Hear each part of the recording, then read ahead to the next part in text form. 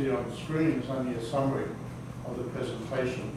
So over on the table here, there's drawings and articles in AMRM, pick up goods trains and freight trains. Now the dictionary says a good is a possessions, movable effects. So there was a train register book in there as well. So there's always a table where they kept the train register book. Trains move from one signal box to another. So how did they do that? In some sections of track, it was not actually controlled by a signal.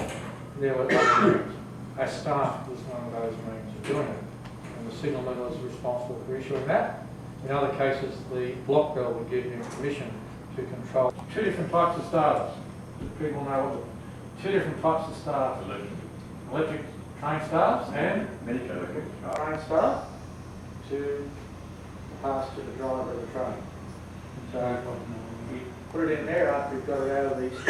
I guess that's when labour was a lot cheaper than what it is today. But that was relatively correct, so you could do that in your layout. And here was timber platforms that progressed.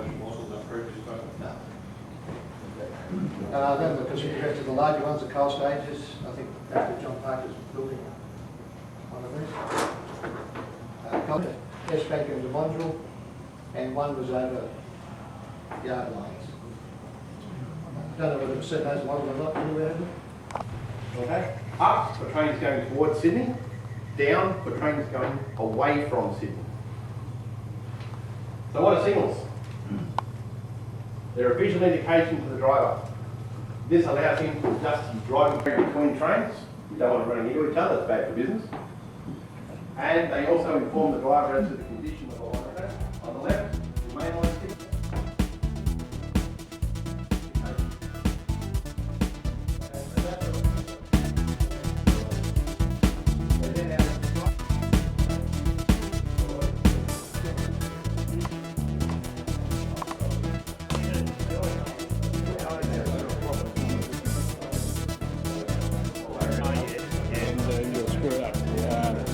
And just when you think it's not going to go in, you'll go right, yeah. But, so that's how I think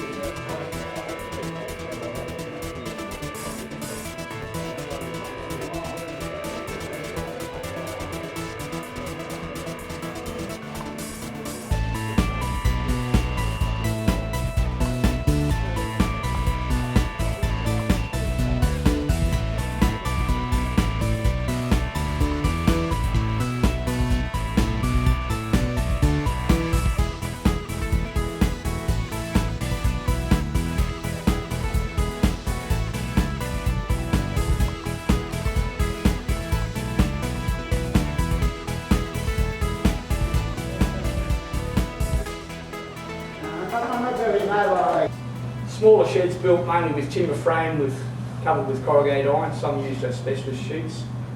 A few larger sheds built with bricks.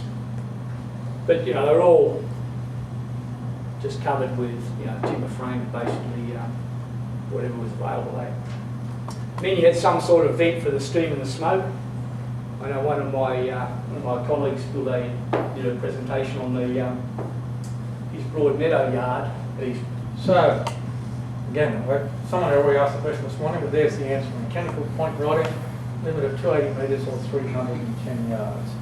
We're going to put it part of the station building or round or platform railway. So, make those decisions.